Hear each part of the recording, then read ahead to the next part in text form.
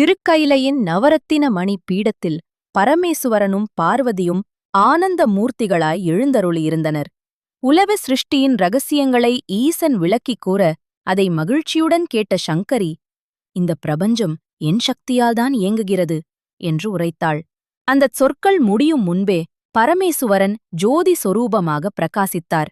உடனே பகலும் இரவும் நின்றன. சூரியனும் சந்திரனும் அசையவில்லை. பிரபஞ்சமே ஸ்தம்பித்து நின்றது. இதைக் கண்டு அதிர்ந்த பார்வதி, பிரபு, உங்கள் மகிமையை உலகம் உணர்ந்துவிட்டது. கருணை கொண்டு மீண்டும் பிரபஞ்சத்திற்கு இயக்கம் அருள வேண்டும் என்று பணிவுடன் வேண்டினாள்.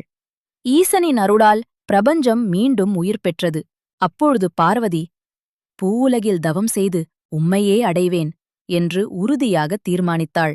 அதன்படி யமுனை நதியின் தீரத்தில் ஒரு வெண் தாமரையில் சங்கு உருவம் கொண்டு தவமிருந்தாள்.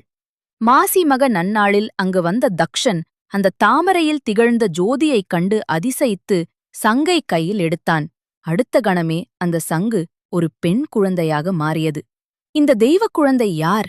எப்படி அவள் தாக்ஷாயணி ஆனாள்? மேலும் தெய்வீக கதைகளுக்காக டிவைன் புராணம் சேனலை சப்ஸ்கிரைப் செய்யுங்கள்.